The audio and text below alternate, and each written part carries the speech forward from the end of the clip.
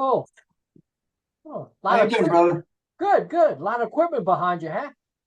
Yeah, that's actually it's a photo. Right, yeah. I put up a background, but that's actually the shot of my little home studio here. Oh, cool, cool. So what's up? How you doing? I'm doing okay. Uh-huh. Good, good, good, Play a good. little music every day, of course. Right, yeah. Wow, wow. Where you in Florida now? Huh? Where you in Florida now? I'm in North Carolina. Okay, yeah, because you weren't there before. You were up here, I, right? I was in Jersey, right? I was born and raised in Kearney, Uh-huh. and then Yep. I lived in Parsippany. I moved to California for 5 years, Yeah. and then I ended up in North Carolina. Wow, wow. Yeah, yeah. I lived in Kearney for 30 years Yeah, and then moved to Woodbridge. So I'm up here now about 30 years. yeah. I didn't even know you were originally from Kearney, but I knew David and Mark were Right, both, from Kearney. right. Yeah. Yeah, I was So it just goes to show all the best people come from Kearney. there you go. There you go. I actually met a guy, Eric St. Michael, and he's in Switzerland. He's from Kearney. Go figure. You know, like I would never know. So, like, he always asks me how's things around there because he's not coming back. So like, Is, pretty wild. You know, you know a buddy of mine, John Zara? I think I do. Yeah. He was with a bunch of bands back in the day, Johnny Z and the GTs and a Uh, bunch. I was in a band with him in the mid '70s, but he's from Kearney too. And we always used to joke all the best guitar players come from Kearney. But right. Yeah. Cool. Tony Cool. Mottola came from Kearney. Right. Yeah. Wow. Wow. So tell me a little bit about the Touchables when you were in that band. Well, it was a pretty cool thing. I used to work at Rondo Music on Okay. Route 22 in Union. It's Yeah. basically on the Union Hillside border there. Um, and they were the guys from the Touchables at the time were in a band called I think Crossfire. Okay. Uh, Lou Tedesco was the other guitar player. He plays in Black Rose now, cover Okay. band. Cool. They Yeah. play all over. Um, and in any event, those guys used to come into Rondo all the time on the way to a gig. The drummer and bass player used to stop all the time. I need strings, I can only afford one string tonight, that kind of thing. Um, and it turned out they needed a sound man. Right. Yeah. So I said, well, I could do that. Right. Yeah. So I had left the store to be their full-time sound man. Wow. And that's how that happened. And at the time they were playing Zeppelin, Styx, Yes, all of that kind of stuff, right up my alley. Right. Yeah. And their singer quit, Okay.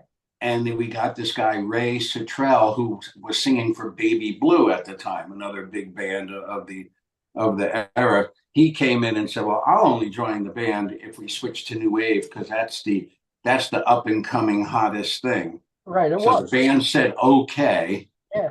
Wow. So fine. So we're doing a gig, and I remember we were up in the Orangeburg pub, I think, Uh-huh. and they were doing a Friday and Saturday. We were staying over, and I'm jamming with Louie in the hotel room. And he goes, "You're better than our other guitar player, George." Oh, yeah. I said, "Well," and he goes, "And we want to get rid of him." I Wow. said, "Oh," I said, "Well, okay, I'll be the guitar player." Wow. So basically, it sounds terrible now when I think about it. I brought a cassette deck and hooked it up at the soundboard and Uh-huh. recorded their sets for a couple of nights, isolating his guitar on one side. And Right. I learned all the songs, never hearing these records, just listening to what he played.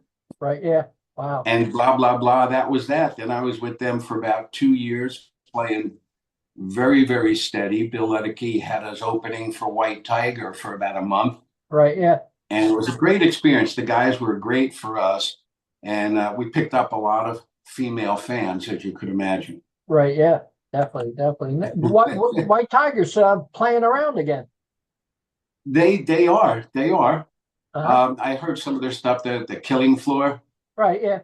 is one song they did. They still got it. Yeah. Yeah. I Wow. had thought I thought Neil was from New Orleans. I had heard he had moved way back there, but I guess back up in these parts. Right. Yeah. Wow. That was my only real connection with him. I know we played one gig up at, remember Detroit in Port Chester? Yeah. We played up there with them and had the bright idea. We put both our PAs together, so it was incredibly loud. Right. Yeah. And I had this hot rodded Fender, and Danny played that amp that night instead of his usual one. Right. And then I sold him a red Fender Strat. Wow. Cool. You Cool. know, so Now, did Touchables ever do any originals? They did do a few after I had left. Right. You know, at the time there was a lot going on in my life at the time, but one of the things was, this is fantastic. I feel like a little rock star playing the 500 to 1,000 people every night. Yeah. By that point, we had, you know, the two trucks, the sound man, the guitar tech, all the lights. Yeah. Great. I show up at a club at 10 o'clock and play and go home. Right. It wasn't all bad. Right. Yeah. Trust me. But they weren't going anywhere as far as originals. Right. Yeah. So I left to pursue that, really. Cool, cool. Is that when you started Norway? No, it was a few years after that. Uh-huh. Probably around mid 80s, maybe 85. Right. Yeah. Wow. Wow. So the first release was Secrets of Love, right? In 87. That first song? Yeah. Was that song was on that compilation from a now defunct little rehearsal recording studio, Merlin. Right. Yep. Right. We had a song on there. I remember a couple people have said it. I think Mark sent me a copy of it. Cool.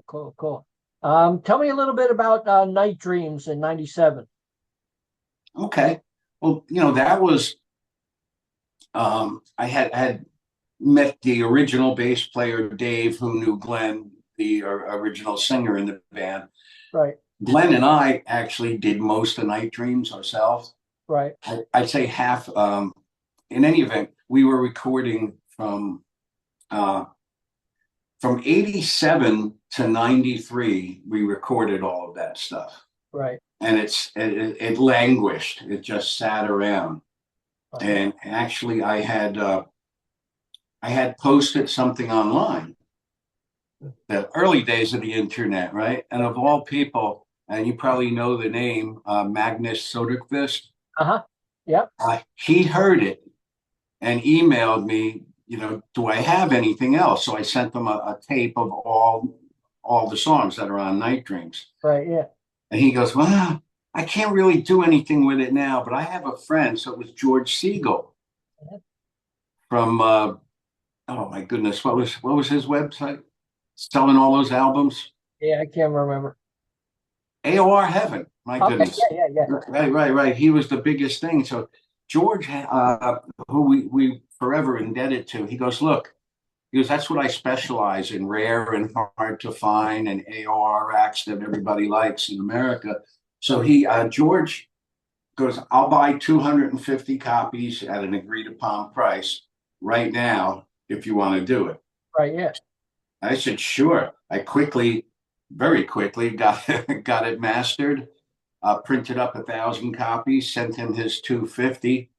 And from there, between him and doing all the other legwork, all the other distributors in Europe, I never realized it was so fragmented in Europe. Every country has to have their own distributor. So we met all these wonderful people. I don't even know if they're still around. Right. Who helped us by buying a case here, and it kind of took off from there.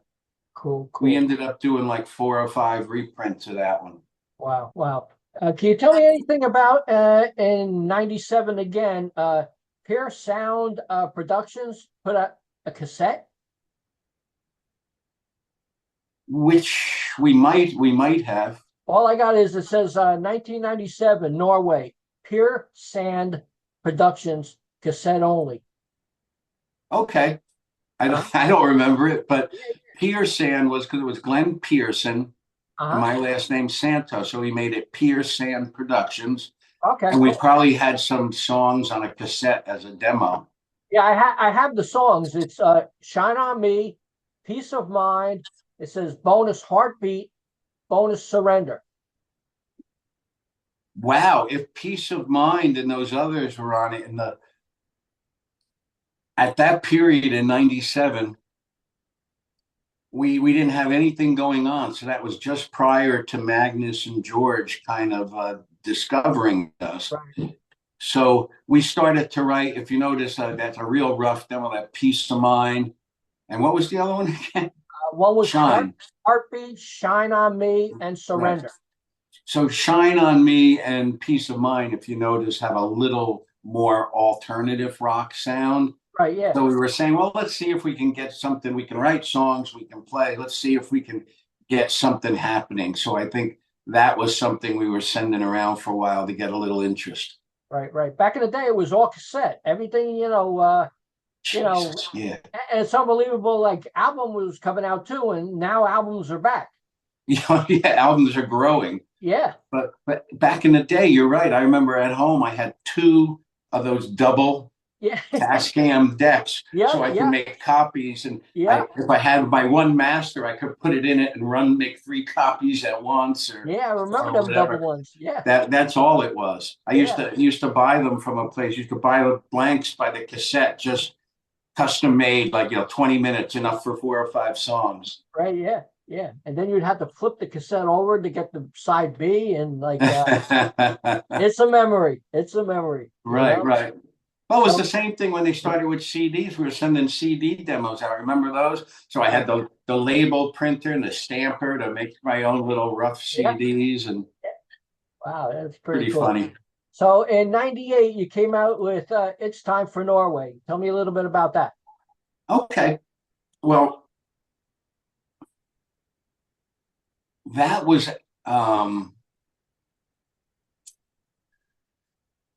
that one. You got me on that one. Wow. Okay. I know something of it. I actually have a copy of it back in the closet behind me. That was actually done after. I think that's a little later. I think that was after Night Dreams. Wow. And we were at the time talking to NTM, Escape, and Frontiers for an album, and Now and Then, right? For a follow-up album to Night Dream. So we had gone to my buddy Glenn Taylor.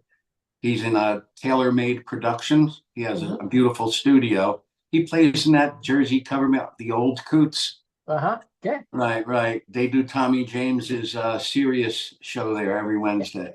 Wow. So we went there and did the 4 songs on Time for Norway, and those are demos basically of 4 songs that to be on the next album, and they were all on the Arrival album. Right. So that was our demo to shop around, and in the end, we had signed with Now and Then. Right. Yeah. There was also a compilation. It seems like you did a lot of singles for compilations and stuff like that. One of them is called a Union, and you have a song called "Givin' It All." That's on the Arrival album as well. Right. Yeah. So at the time, remember, it was very popular. All these fanzines and magazines over there always wanted to do like they'd have a bonus CD. So you get a CD with 12, 15 songs on it. So Union, I believe, was that way, with Now and Then and Frontiers doing the bulk of it. There was a bunch of them. I had about 20 of them like that, where we had one song here and there. Yeah, because the next one was Union 3 on Frontiers, and a song called "Heaven in Your Arms." Yep. Mm-hmm. That came out in 2000, and that was one track on the compilation too. That was on a compilation. That's also on that Arrival album. Cool. Now tell me anything about the Best of Norway that came out in 2001. That was a internet only release that I released at the time, CD Baby, which is a great site for musicians at the time, and you could post stuff. And we were selling both physical copies of albums and downloads at the time. Right. So, to the best of my memory, I just threw a bunch of stuff together and called it a best of. Wow, wow. And then in 2002, Melodic Rock is Back, Volume 2, Norway. You did an unreleased version of Every Little Thing, That's correct. right? Yeah, those guys were really, really nice. But I emailed, chatted with them not too long ago. They're Right. still out there kicking it. That was Munich's Hardest Hits, wasn't it? Yeah. Yeah, Munich's Hardest Hits, internet radio. At the time, I remember we did a voiceover song intro, commercial intro for them, Right. and they wanted something to do on that record. So Glenn had come over, Wow. and that song was on Night Dreams, the electric version. Right. But we did a quickie acoustic version of that, so they had something special for the record. Cool, cool. Now in 2006, you had Rising Up from the Ashes. That was a pretty major album for you, right? Yeah. Or as my wife calls it, blowing it out your asses. But yes, it was a time of change. A long time had passed since Arrival, and just some things happened in everybody's personal life. And at that point in time, our singer Glenn was not able to be around. Right. Yeah. So that's why so many years languished. And our drummer Marty and bass player Joe, they were pushing. So finally, I had done a song a few years before called Bridge of Faith, right, which was supposed to be on a Now and Then tribute, 9/11 tribute. I did that in 2002, which never materialized. But I met a lot of folks during that who had come and recorded. One of them was a guy named Dave Baldwin. Right. Yeah. Yeah. Dave sang in Tradia and Departure, and he was pretty much a fixture in the Jersey club scene. They used to play all the time around here. Voices, I think he was in Voices for a while. But anyway, Dave came through for us and was able to give us 3 songs that he had started writing, which we finished up, and he was able to sing that album for us. Cool. The disappointment with that album, again, seems to be our fate in this world, is we recorded all of that, and it was supposed to be the demos. Right. Yeah. Right. And it was going to go. MTM at the time was still a very big label for those releases over there, based out of Germany. Right. And what ultimately ended up happening was, I think it was Mario called me up and basically said they got no money, they can't release it. Wow. I'll release it the way it is or not at all. Right. Yeah. Wow. Maybe I should have said not at all, but I said, okay, go for it. Yeah. Wow. So I was just happy to get another album out there with, with some new sounds. I thought, again, the same thing. I don't think it was recorded all that great, but I think it had some really great songs on it. Right. Yeah. Now in 2007, our site RockEyez had a summer bash, and you were part of it. That was 17 years ago. We had Norway, we had Ritual, Until Destiny, Adam Strange, Twitch, Jamie Rowe, Crunch, Ted Poley, and Ray West, and stuff like that. Right. Sure, that was a lot of fun. I remember that. Yeah. So didn't all of those guys sign a guitar for you to auction off for buddies? I gave one to autistic children. Right. That was to be auctioned off, and the other one I still have. So the one was given to the president of this thing called Woodbridge Buddy Ball, a special needs program, and he auctioned it, and that went well. That was great. I had a lot of fun. The clip, I think your wife Stephanie sent me that little clip. I think that's the only video I have of that. Yeah. I think we were a little shot. It's like half the song of us playing, giving it all, and then we were playing. What were we playing? We played a song with Ted that she caught on video, "Bang Bang" or something. It was. Yeah, it Ted was Poley. Bang Bang. Yeah. Because our bass player Joe used to play in Ted's band. Right. Yeah. So it was a pretty good fit. Right. Yeah. And was that the first time your singer came back to the band for that show? It was. Glenn. Yeah. Right? I remember, We had only, again, I hadn't actually worked with him since about 2002, 2003. Right. 2007, we got together twice at the guy from Twitch, the guitar player. Right. Yeah. Forget his name. Nice man. Yeah. We went down to his house where he lived, and they had their setup, and we practiced maybe twice, Right. just to yeah. kind of get our songs together. Right. And Joe Slattery, our bass player, he made darn sure we were able to play the Ted Poley song really good because he wanted Ted to do it. I think we did. I heard it. I think we did a pretty good job on it. Definitely. In 2010, Norway, where are you now? Tell me a little bit about that. Okay. That actually came about. My publisher in Japan, I should always say my long-suffering publisher in Japan, had told me that there was a female artist who was big in the 80s and 90s, was looking to have a hit again. She was looking for songs. Right, yeah. Right. So that and another song I actually wrote as the demo, as a songwriting demo. Say, here's songs for you. And again, I had Dave Baldwin came over to my house and sang that. Wow. Cool. Now, melodicrock.com, volume 7, you had a song called Forces of Dark and Light? No. That's Melodic Rocks. That was the title of their album. Okay. I think it was a 2 CD set. One was light, one was dark. Oh, right. Wow. I guess one was the heavier stuff. One CD was the more AOR melodic rock. Cool. Now in 2015, there was another compilation, and you had a song called Bomb.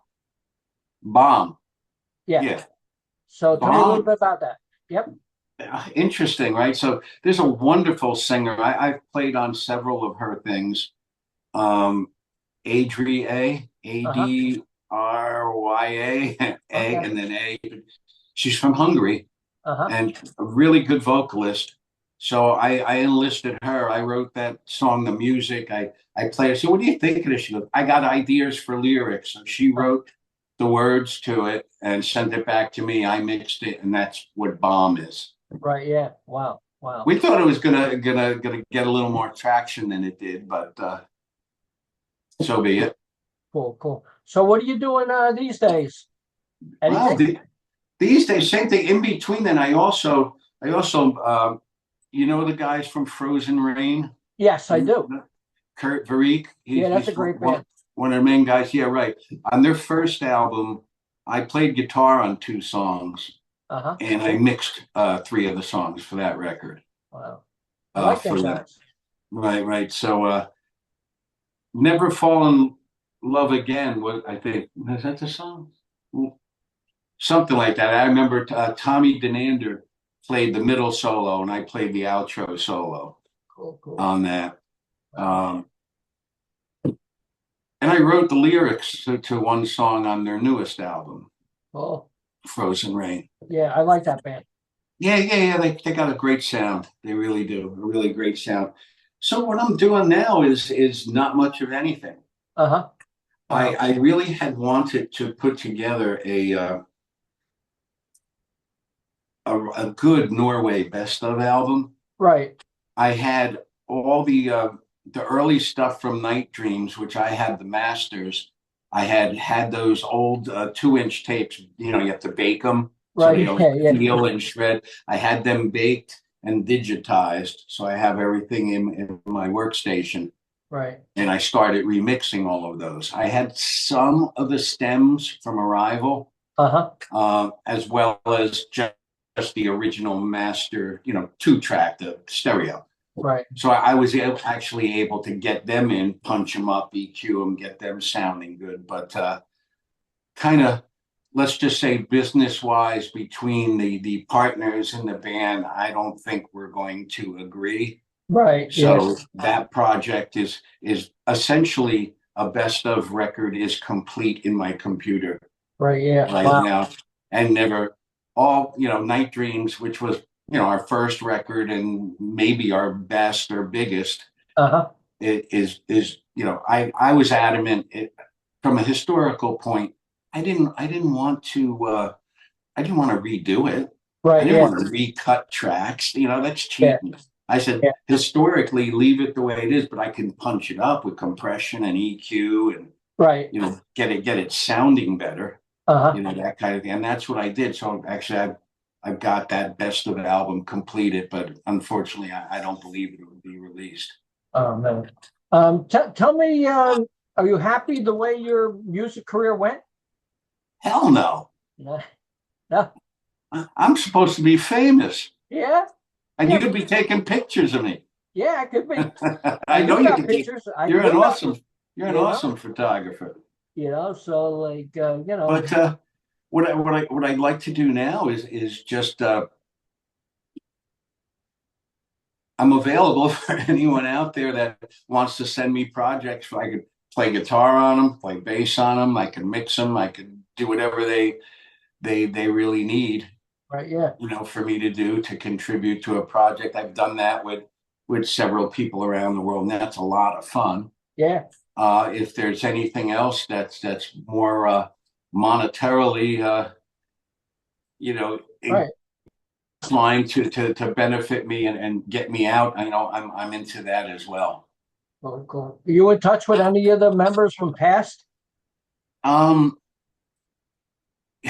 Yes, just recently, and that's why there's not going to be a best of album. That ain't good. No, for a couple of reasons.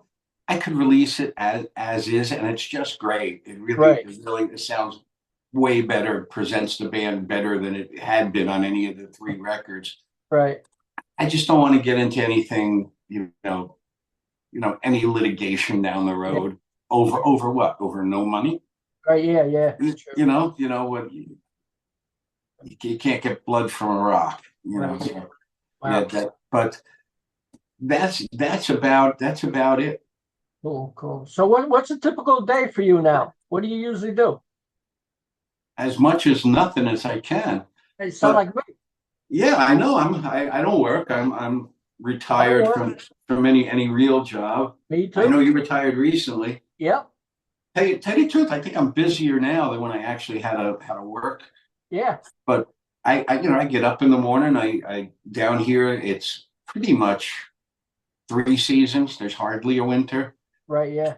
At all. So pretty much most of the year I get up in the morning. I take care of my landscaping and stuff outside. Of course, help the wife around the house and had my room here. I was coming in here every day. I probably spent at least 4 or 5 hours a day, every day, listening to the old tracks, cleaning them up, beginning to do the mixes. I've got them mastered and everything already. So up until literally 2 weeks ago, that's basically what I was doing every day. Right. Two songs that were on Rising Up from the Ashes. Those I was not as, they weren't as sacred to me. So what was going to happen is 2 songs from that, original singer Glenn was going to re-sing them. Right, yeah. And I got, Eric Ragnow, great keyboard. Oh yeah, I know him really good. Yeah, he gave me a whole lot of stuff. I sent him 2 songs from that, Anything at All and Tell Me, and he gave me some awesome keyboards for that. Yeah. So they're included in the remix that maybe someday cool. Those will come out. But that's basically it. I work in my room every day. I've got a ton of guitars. I've been selectively, getting some new ones. A new Les Paul. I got a new Fender Strat. I got a new Paul Reed Custom 24. I got a new Gretsch double anniversary. Cool. As long as you're happy, right? I am happy. Yeah, that's good. That's good. Maybe I'm eating and drinking a little too much these days, but who isn't, right? True, very true. Well, Jim, it was great talking to you, and after 17 years, we're still friends, and it's amazing. It's just an amazing thing, especially this internet. I could actually see you and talk to you. You as well. You know, you look younger than the last time I saw you. Retiring has done you very well. Thanks a lot. Would you like to say anything to fans out there? Just thank you so much for all your support in these years of Norway. Night Dreams, Arrival, Rising Up from the Ashes, our 3 records, and some other things. The response has always been very, very huge and great from our fans. I still get emails all the time and people send me stuff. So until I put out another record or move on to another project, I will treasure that. Cool. Thanks a lot, Jim. I'll talk to you later. All right, Brian. Thank you, man. Bye-bye. Bye-bye.